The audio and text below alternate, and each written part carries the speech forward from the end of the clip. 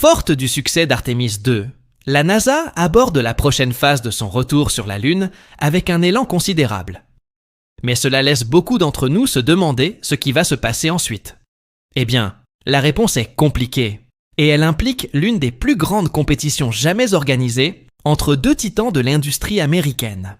Artemis III poussera la NASA aux limites absolues de ce qu'elle peut accomplir, car sa place de leader mondial de l'exploration spatiale n'est plus assurée, et la concurrence évolue rapidement. Cela signifie que nous avons beaucoup de travail à accomplir en très peu de temps. Dès que la fumée d'Artemis II s'est dissipée, la NASA a commencé à évaluer l'état de sa tour de lancement mobile. Elle avait été renforcée et consolidée suite aux importants dégâts subis lors de la mission Artemis I, dans le but de réduire drastiquement les délais entre les lancements de la fusée SLS. Tous les éléments essentiels d'Artemis III ont déjà été achevés. Les moteurs d'appoint, l'étage supérieur et le vaisseau spatial Orion. Il ne reste donc plus qu'à les assembler, et la NASA ne perd pas de temps.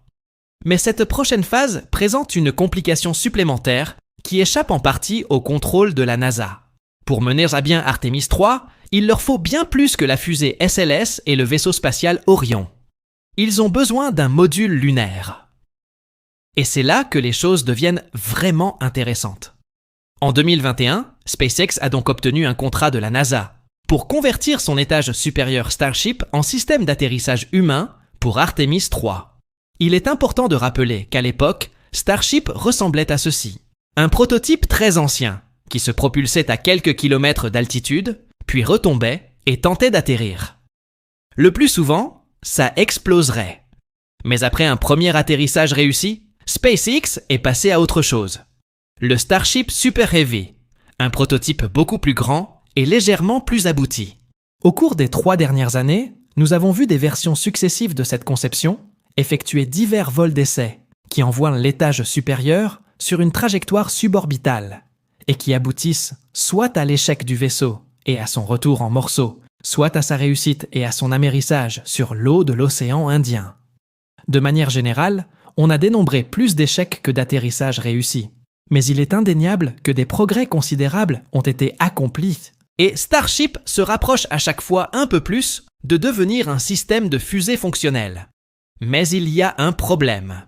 Bien que véritablement extraordinaire et sans précédent à presque tous égards, le développement de Starship en un véhicule fiable, capable d'atterrir en toute sécurité sur la Lune, a progressé plus lentement que ce qu'Elon Musk avait initialement promis. Avec le recul, c'était prévisible. C'est quelque chose qu'il fait souvent.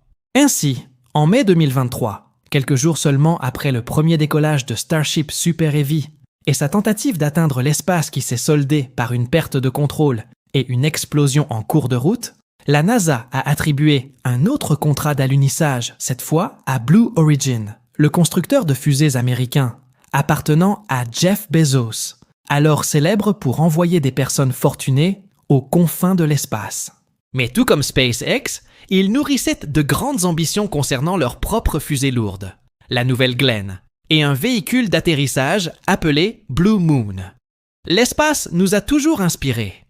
Des premières fusées quittant la Terre aux images de planètes lointaines, en passant par les missions qui repoussent encore les limites du possible. Et ce sentiment d'inspiration ne doit pas s'arrêter à la fin de la vidéo. C'est donc là que la bataille prend une tournure titanesque, car en janvier 2025, Blue Origin a rattrapé SpaceX en lançant New Glenn pour la première fois. Il s'agissait d'un vol d'essai globalement réussi, même si leur propulseur a fini par exploser en plein vol lors de la descente. Mais en novembre 2025, ils ont testé New Glenn une seconde fois et tout s'est déroulé comme prévu. L'étage supérieur a déployé 2 satellites sur une trajectoire vers Mars, puis le lanceur a atterri en douceur sur une plateforme flottante. Compte tenu de l'état actuel de cette compétition entre ces deux entreprises, la NASA a décidé que l'un ou les 2 atterrisseurs lunaires seraient testés lors de la mission Artemis III. Tout dépendra de qui pourra exécuter le test dans les délais impartis. Et ce moment arrivera en 2027. Voici à quoi cela ressemblera. La mission Artemis III débutera de manière similaire à celle du 1er avril, avec un nouvel équipage de 4 astronautes installés dans leur capsule au sommet d'une gigantesque fusée orange. Mais cette fois-ci, leur destination ne sera pas la Lune. cela ne signifie pas pour autant que l'envoi d'hommes sur la Lune est devenu moins urgent à la NASA. Ils sont en réalité beaucoup plus pressés qu'auparavant. Mais cela signifie que le chemin menant à un alunissage est devenu beaucoup plus clair et nuancé. Par exemple, l'ancien plan consistait à passer directement d'Artemis 2, que nous venons tous de voir survoler la Lune, et revenir sur Terre, à l'atterrissage d'astronautes sur la Lune à bord d'Artemis 3. Quant à la manière dont ils allaient concrètement réussir l'alunissage, eh bien, ils comptaient improviser et espérer que cela fonctionnerait une fois sur place. De quoi inspirer une grande confiance, surtout quand des vies sont en jeu. Le nouveau plan d'Artemis 3 consiste donc à tester un potentiel atterrisseur lunaire dans l'espace, tout en restant à proximité de la sécurité de la Terre, en cas de problème. Cela signifie qu'en plus du lancement du SLS et d'Orion, une ou deux autres fusées géantes décolleront. Pour cet exemple, restons optimistes et supposons que les deux atterrisseurs candidats sont prêts à décoller, car nous pourrons alors vous montrer à quoi cela ressemble dans les deux scénarios. Et c'est plutôt cool. Le premier engin à être lancé sera notre module lunaire. Cela signifie un vaisseau spatial et un nouveau Glenn. Tous deux devront déployer leur atterrisseur de l'étage supérieur en orbite terrestre basse. C'est là que se présente le premier grand défi. Lunar Starship et Blue Moon sont si massifs qu'ils consomment une quantité incroyable de carburant, rien que pour se déplacer de la Terre à la Lune. Donc, avant de pouvoir atterrir, ils doivent se ravitailler en vol spatial. Sinon, ils n'auront pas assez d'énergie pour renvoyer les astronautes sur la Lune. Dans le cadre du programme Artemis 3, les deux entreprises doivent donc démontrer qu'elles peuvent ravitailler avec succès un vaisseau spatial en orbite terrestre. Pour SpaceX, cela signifie lancer un deuxième Starship qui servira de ravitailleur en carburant. Pour Blue Origin, cela signifie lancer un véhicule de transport de propergol distinct. Nous aurons donc droit à deux autres lancements de fusées géantes, suivis d'une démonstration d'amarrage orbital et de transfert de propergol pour le vaisseau lunaire et le Blue Moon. Cela peut paraître anodin, mais personne n'a jamais ravitaillé un vaisseau dans l'espace auparavant, alors en faire deux à la fois représente un pas de géant. Maintenant, si tout est en ordre, il est temps pour le lancement du SLS. Le déroulement sera identique à celui d'Artemis 2, sauf qu'une fois dans l'espace, la capsule Orion ne se dirigera pas vers la Lune. Elle mettra le cap sur le rendez-vous avec son premier atterrisseur. Le premier défi consiste à amarrer les deux vaisseaux spatiaux. L'atterrisseur sera autonome, mais Orion sera piloté par un pilote. C'est en fait une manœuvre qu'ils ont pratiquée lors de la mission Artemis 2. Il y a eu un exercice de simulation d'amarrage où le pilote Victor Glover a dirigé sa capsule vers le moteur de l'étage supérieur usé de ce dernier.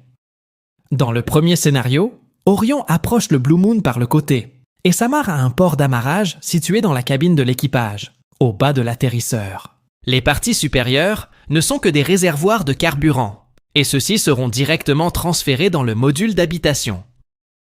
L'intérieur n'est pas des plus spacieux, mais si l'on compare la taille de Blue Moon à celle de l'ancien module lunaire Apollo, on constate qu'il dispose de beaucoup plus d'espace pour se déplacer. Le scénario 2 est un peu différent. Le vaisseau lunaire possède son port d'amarrage à l'avant. Une fois la transition effectuée, l'équipage accède directement à un vaste espace ouvert. Un pont d'envol de 9 mètres de large et de plusieurs mètres de haut. L'espace y est incroyablement vaste. Dans les deux cas, une fois l'équipe installée, ils se mettent au travail. Cela implique une vérification approfondie des systèmes critiques tels que le maintien des fonctions vitales, l'alimentation électrique, la propulsion et les communications. Ils vont probablement désamarrer les atterrisseurs, s'entraîner au pilotage manuel en orbite, puis se réamarrer à Orion. L'objectif est ici de déceler tout défaut à corriger sur la prochaine version du véhicule, celle qui permettra réellement de faire atterrir des hommes sur la Lune. Rappelons que le plan initial d'Artemis 3 prévoyait que des personnes pénètrent pour la première fois dans l'un de ces atterrisseurs, alors qu'elles seraient déjà en orbite autour de la Lune. C'est un mauvais endroit pour se rendre compte que quelque chose ne fonctionne pas comme prévu. Mais revenons à notre scénario de test. À l'intérieur des deux modules d'atterrissage, l'équipage essaiera également pour la première fois ces combinaisons spatiales lunaires en microgravité. Ces combinaisons sont fabriquées par Axiom Space Et il s'agit d'un type de combinaison totalement nouveau, différent de celui utilisé par la NASA sur l'ISS et de celui utilisé sur la Lune à l'époque. Ces améliorations devraient permettre aux futurs astronautes de marcher sur la Lune d'être beaucoup plus agiles et d'apparence beaucoup moins maladroite que leurs prédécesseurs. Ces combinaisons ont été testées sous l'eau sur Terre, ce qui simule en quelque sorte certains aspects de l'espace. Mais le véritable test aura lieu lorsque les astronautes emporteront les combinaisons dans le sas de l'atterrisseur et les exposeront pour la première fois au vide spatial. La NASA estime que l'ensemble de ces exercices prendra jusqu'à 3 semaines à l'équipage. Nous aurons donc de quoi nous réjouir une fois que ce projet aura démarré. Mais en attendant Artemis 3, il se passe encore plus de choses ici même sur Terre. En mai 2026, SpaceX testera pour la première fois la version 3 de Starship depuis son tout nouveau système de lancement à Starbase, Texas. La société pense qu'il s'agira du premier Starship non prototype, du premier produit fini.